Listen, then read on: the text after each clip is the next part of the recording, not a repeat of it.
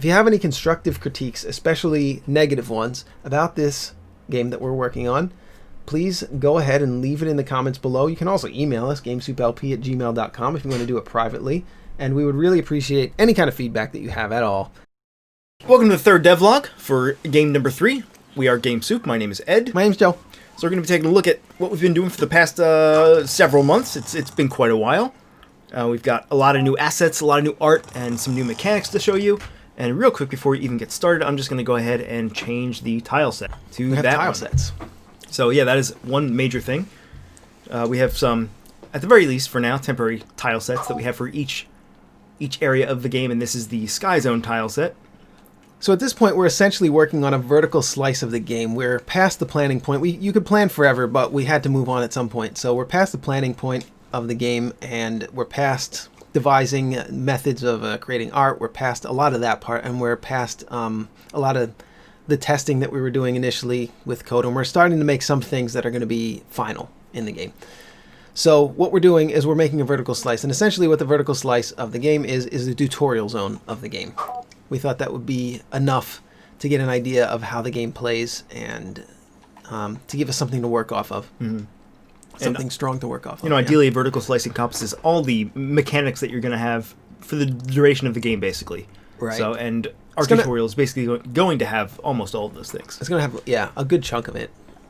So here, we've got some pits. We've got those indicators down there. That's not permanent art, but we've got some indicators to show you that those are bottomless pits, and you shouldn't jump down there. Mm-mm. So ideally, if you those, do, yeah. it puts you back to the beginning of the room. Right now, we're probably going to have it just drop you to the closest solid ground point. So essentially where I'm standing right now, if you fell in that pit there. For a while, I wanted them to just kill you, but I think that's kind of frustrating. I don't like those I think jumps, that's really. too much. I don't think that bottomless pit should ever kill a player unless they're low on life. But I think it should just take a little bit of life. That's a huge penalty. Like, you to remember a player. in Momodora, I believe there were spike pits that just killed you instantly, and the reason I remember that is because those were the deaths that I remembered the most. You know. Yeah. So this section here, this is our fall through. This game has fall through.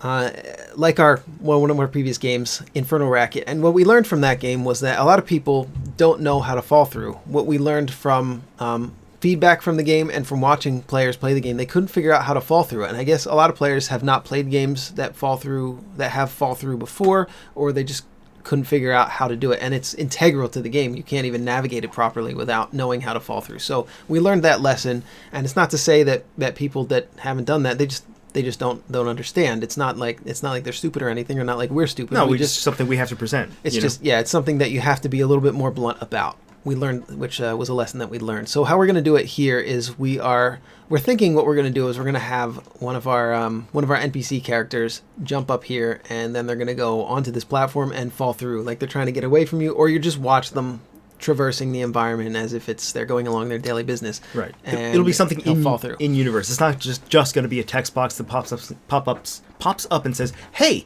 you want to fall through? Well, you can do it using this combination of gamepad controls." But also, if the player stands up here for 3 seconds and doesn't figure out what to do, we'll probably put a prompt up there that says down and A to fall through. So there's a fall through right there. So we're teaching the player essentially how to press the A button and then press down and A to fall through platforms. Which is fine, because that's how you start. Oh, and by the way, I didn't say this earlier, but this game is a Metroidvania, if you're not aware. It has some similarities to Metroids and Vanias. It does at that. Mm-hmm. So this is our save point here. Obviously, this is not final art. This is stolen from either Final Fantasy or Castlevania. I believe it's Castlevania. I'm not positive, but yeah, this is pretty standard options. So Ed has these really cool philosophical cryptic messages here. Mm-hmm. Right. I like them. I mean, whenever you save, it tells you something like that. Right. It's like a little fortune cookie. You know what I mean? Got a little cutscene here. We'll just save point talks to you. We'll just let you guys read it.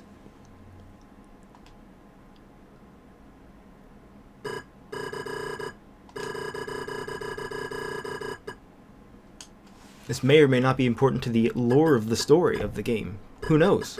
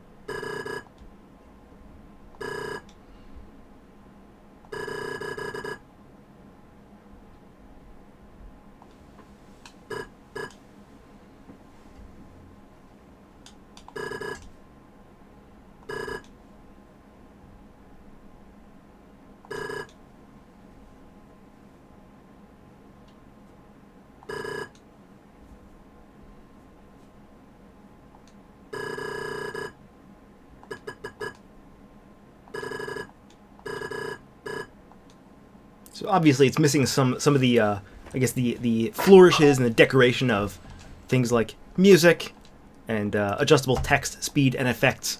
I really just wanted to get a very basic cutscene in there. And in all likelihood, you're never going to see that cutscene again. It's not going to make it to the final version of the game, which I am okay with. But part of this vertical slice was nailing down all the cutscenes that are required to teach the player how to play the game, and that is one of them. Because even though save points are in almost every game, and they almost always work the exact same way, I think ours will have at least one or two slightly different things than what you're used to seeing.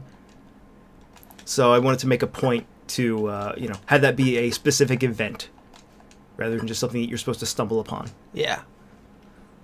So that enemy that I just killed. Oh yeah.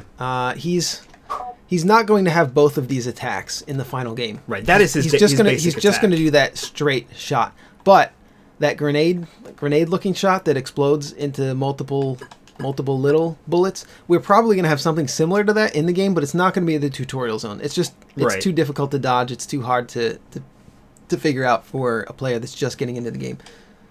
But this guy, I like this guy a lot. This guy's going to be in the final game. This was our first finished piece of animation for the game. Pretty much our first fully finished animated character in the game. So this artwork is going to be in the final version of the game. And essentially, well, you can tell what he does. He kind of just jumps at you. He ducks down when you get close to him like that, and then he jumps at you. Mm-hmm. And he does have a small bit of tracking too. He doesn't just jump at a static distance, which may or may not be changed, depending on how difficult people find him to be. But I always quite like it. Yeah, so far I like the behavior of him. It fits pretty well with the animation, and it fits pretty well with what I had in mind for the character, for the enemy. And something else that I've been trying to keep in mind is a lot of times when you shoot enemies in Metroidvanias, they don't respond. They don't do anything differently, even though you're literally shooting them. So what I've tried to do so far is a lot of the enemies will retaliate when you shoot them, as in if they're preparing to attack you and you shoot them, they immediately go into their next phase. So like that guy, if he's pounced and you attack him, he will immediately jump at you instead of giving you like a 1 to 2 second delay.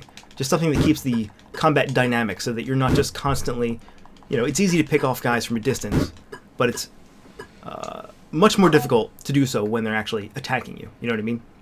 Yeah. So obviously we cannot get that. We can't jump high enough to get over there. I wonder how we get that item there. I wonder. Well, there's no double jump in this game. In fact, we remove one of your jumps later on with the power-up. Yeah, so that you actually have 0 jumps. Right. Because we just want to be that So yeah, this edgy, part here is essentially a dead end. Until you get something. It's a double jump. It is a double jump, yeah. And we were talking about this off camera earlier about how many jumps is too many jumps, because we played Ori 2 recently and that has a triple jump, which is optional. I think you get the double jump, right? But the triple jump is something you buy. I'm okay with triple jumps, and I thought, why stop at 3? Why not make it 5, 7? How about 12 jumps, And then you suggested that it's essentially just flying at that point. It's actually just flying with extra steps, with extra button presses. And my idea on it was that the player should not have to count while they're jumping.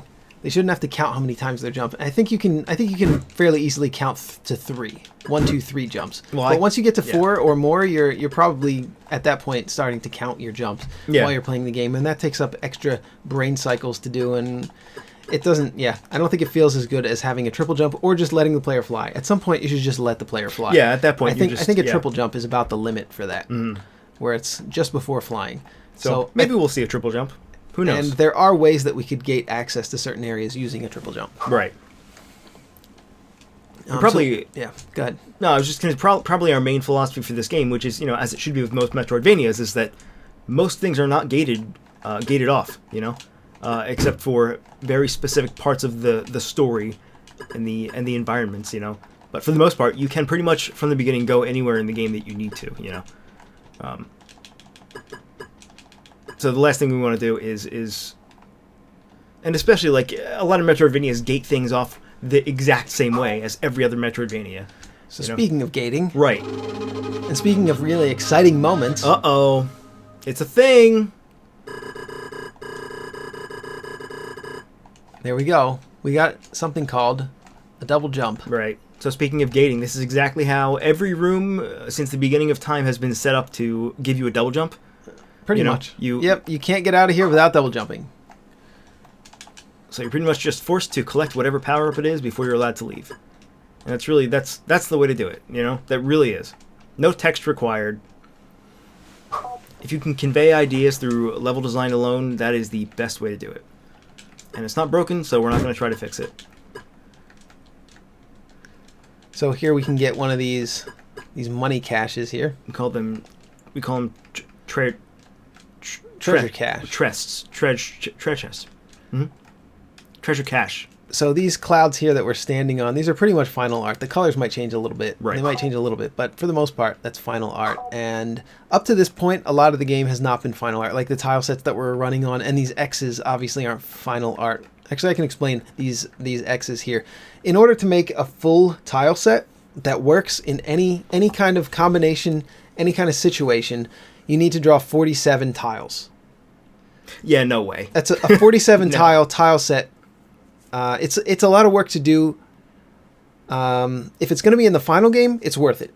But we may not even be using these tile sets. They're going to have limited use in the final game, if any at all. So I wasn't trying to put that much effort into it, and it took long enough to make the tile sets as they are. And certain tiles just don't exist. Like these two tiles obviously do not exist in our tile set, so I just put red X's on all the tiles that don't exist. We have the tile sets that we do have 13 tiles each, and we have 5 tile sets, which we will show right now. Since we're on it, right? We might as well. We don't. Yeah, I don't think we actually need to separate the artwork. No. From the as a separate segment of the game. Actually, the tile sets aren't visible in this room. Oh, no, yeah, we'll show them. We'll show them a little bit later. Yeah. Because this isn't a good place. Put it back on the Sky Zone tile set real quick. There we go. Yeah. Okay. So this room is the first room in the game so far that is pretty much finished, has finished artwork in it. Now you can see the tile sets behind the clouds. You just kind of have to ignore those. Just pretend those don't exist. But the clouds in the foreground, this pillar here, the pillar on the right side over there, the crystal, all the architecture and the clouds in the background, that's all pretty much final art for the game. The clouds in the background, which you've seen for this entire devlog so far, those are for what's called the sunset or sundown or sunrise. We should just call it one of those things. We'll call it sunset. I've heard of that. There's essentially 3 segments, 3 areas in the game, 3 vertical slices of the game, which correspond to night, day, and sunset. So there's going to be 3 color palettes for outside areas, and this is the sunset palette. This is the only one that's complete. I've experimented with the other ones, and I have artwork for them, but they're not in the game yet. And there's so there's going to be, you're going to enter the game most likely in nighttime, move into sunrise, and then move into daytime when the game opens up more. And I think that's going to have more of an emotional feel to it when you finally see what the world looks like during the day in the Sky Zone. And the other areas of the game are going to have unique artwork in and of themselves. And so yeah, this is kind of the look that we are going for with the game. Yeah, as far as the Sky Zone goes. And like you can see there's a bunch of... Oh, go ahead. Yeah, I like the look of the clouds. They look shiny. You know, they look like they've been polished to a mirror sheen almost, in the way that they kind of look like bubbles a little bit. Yeah, it's not going to be as pronounced in the other times of day. Those highlights on them. The highlights were... The reason why I initially did not have those highlights, those orange colored highlights on all the background clouds, but the reason I added them was because it didn't look like sunset anymore if you don't have the light reflecting off the clouds in that golden color. There was no other way to put that golden color to get the feel of the sunset. So I had to go back into the cloud art, which originally did not have the highlights on it, and add those orange highlights onto them so that they so that it looked more like a sunset time of day. So you can see the platforms over here. They've got these pillars going on here, and there's chunks below it that kind of float around, and then we've got these crystals in the background that kind of float around. So the Sky Zone's got a bunch of random nonsense floating around in the background. That was one of the elements that we wanted to have, and we wanted the player to be to wonder what went on here and why are all these random objects floating around in the background. How did it get like this? Yeah, and why is there so much junk and debris just floating around? We got like an arcade machine here, and there's some crystals, and you saw that flower back there. And then, yeah, so this platform right here, I kind of don't like the design of it. This was the first architectural piece of artwork that I did for the game, and I didn't really use any reference, and I wasn't really thinking about the overall design of the game. So I don't know if at the end of the game this looks really out of place, I might take it out. But the pillars and like the Greek architecture, I like how those look. And this platform here that we're standing on, I kind of like how this looks. So a combination of those two things, I think, for the Sky Zone at least, which the tutorial takes place in the Sky Zone of the game, what we call the Sky Zone. And I think I like how those that kind of architecture looks more than this. I'm not really even sure what this is here, this thing that I'm standing on. It's really straight, and I don't know. I wasn't really thinking about it too hard when I made that art there.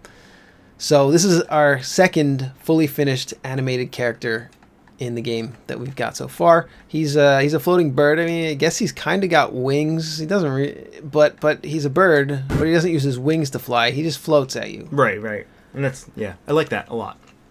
It doesn't really make sense, but we thought it was kind of funny, so we did it. I like the scythe is a bird beak with a giant eye and a nose. Yeah, that was kind of what I was thinking. Seals the deal. So this is our floater, our chaser floater enemy. Now, most of the time, a floater chaser enemy in a game, such as Castlevania, Rogue Legacy comes to mind. Basically, every platformer game has one of these, and when they touch you, they hurt you. But watch this. You can touch him. Mm-hmm. I can touch him as much as I want. Because contact damage is really stupid. But when he attacks, if we get in his way, there's a frame or two. I don't know how many frames. But you have 1 hit point left. Do not get hit. Oh, yeah. I could heal you if I remembered the hotkey for it, but I don't. So just don't get hit. That's fine. I'm gonna get hit because I know what's coming up here. Oh, you are gonna get hit. Yeah. This will be interesting. I challenge you not to get hit. I got hit. You son of a bitch. What were we talking about? Nobody knows. I got killed. Oh, this room particularly has 2 paths you can take. We've got we decided to make a little multiple path here. So the bottom path is the battle path. So we've got a bunch of enemies, and you can fight your way through on the bottom here, dodging bullets and killing these enemies here. Or, let me just go back here. There's another path on the top side that we could take instead. And this one is more of a difficult platforming journey that you can opt to take. And you can see a little bit more different stuff in the background there. Different goofy stuff floating around in the background. That was a close jump. Was that scary to you, Ed? Does it scare you? That's a good time to mention that we don't like blind jumps. So, for example, in this room, right? Oh, right, yeah. Actually, this is probably a better room, yeah. Oh, yeah, we can show it here, too. The one thing I'm trying to avoid is, so you just have the ability to pan the camera. Yeah, you can pan the camera with the R stick. Right. Right, because in that last room, as you were going along the top path, you might have been tempted to think that you were about to fall into a blind jump to the bottom, but that is not the case. So this is just a pretty simple, door and switch system, like 1,000 other games have done. You hit the switch, the door opens. The door opens. Pretty we're not just gonna have the door disappear. We're gonna have it probably move upwards into this, or have some kind of animation to show it open. But yeah, this is good enough for right now. And then we're gonna have we think it's important in Metroidvania games to have points of respite where there's not just rooms full of enemies or rooms full of things to do, rooms that are just empty. Essentially, that comes from Castlevania Symphony of the Night is a perfect example of that. There's a lot of rooms in that game that really there's not a lot of challenge to it, but it just heightens the atmosphere of the game. And this is one of those rooms. It's just a straight bridge across, nothing, not even anything to jump over. Just pretty simple. And something else that I like about this room is that the first time you go through it, you don't know that it's a bridge with nothing on it. Right. So you keep looking. You keep looking to the horizon, so to speak. You keep looking to the edge of the screen, expecting something to sort of jump out at you, or you expect an enemy or an item, and you get to the end and you realize, oh, this is actually a safe place in the game, And that's when you realize, oh yeah, there are rooms that just have nothing in them. So it kind of just highlights the fact that since you're constantly expecting something, it's even more jarring the fact that there's nothing there, which I think serves as a nice contrast. So here we are in this room. So this is an extrapolation of the previous concept of having to hit those buttons to open a door. And in order to continue, we are going to have to open a door, which you might notice is right below us here.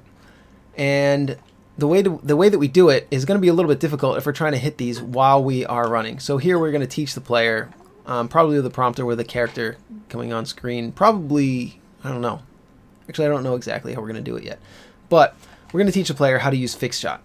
And fixed shot is when you press the R trigger, which I'm doing right now, it stops the player from moving so that you can stop and aim wherever you want. So you can shoot in any direction without the character moving. So if I'm trying to shoot in a diagonal, the character is going to be moving all over the place. So if you want to do this, the easiest way is to use your fixed shot. You hit all 3 switches in succession, and the gate opens here. And then we fall. We've got another little cutscene here. And we teach the player that fall damage does not exist in this game through dialogue. So we fall far, we don't take any damage, and then to reiterate, our character says, well, they didn't hurt that much, and just kidding, you get hit by a spike. And then our bird friend says, ha, injured girl, stupid girl. I mean, our friend, we don't know who it is. Wait, is this the first time you see him? This is our first encounter with bird, yeah. Right. Inji upid girl ke. Oh no. So the bird comes in, and he essentially mocks us. He mocks you, and then he teaches you how to use something.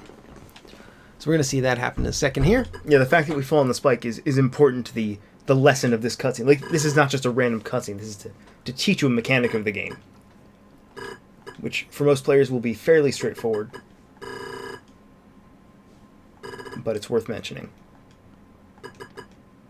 So he runs away. He thinks he's so clever, but he drops this by accident. So what is it? It's an Estus flask. So we lost a little bit of health from the spike. I think the spike should probably just take you down to 1 hit point for the purpose of this. Right. Or take you down to, yeah. I actually think it doesn't hurt you at all right now. But unless you took 5 damage elsewhere. But yeah, the idea is it's supposed to pretend like it hurts you. You know? Yeah. And then we press. Right now it's mapped to the B button, but you press the heal button and it heals you. So it's your first Estus flask in the game, and we're probably going to have hidden 3 or 4 throughout the game, depending on how it winds up being balanced. Because every game now has to have an Estus flask, because that's what you do if you want to be cool boys. Yeah, pretty much. And we want to be cool boys. Yeah. So we got another cutscene right here, which is a little bit overkill, but we have to teach the player a lot of things here. So this is a part of the game where we just put 2 cutscenes in a row. Yeah, there might be a padding room between them, but this is probably the most important introductory cutscene of this area. So maybe of the game. Possibly, yeah. Introducing one of the biggest, arguably the biggest mechanic. Dips. So he thinks he's so clever. Turns out this thing is, I don't know, maybe he already has it. This is just a duplicate, or he doesn't know how to use it, or, I don't know. Whatever the case is, he doesn't want it, so it's free for us to grab.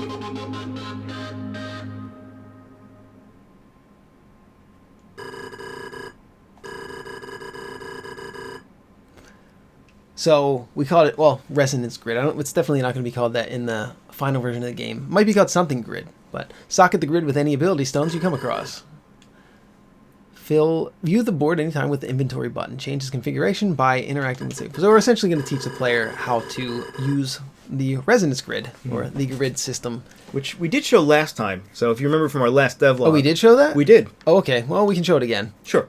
And we can show what we have done with it. But we're going to do that on the next episode. So stick around with us, and we're going to show you the puzzle grid system again. And you're gonna like the way you look, and we like you.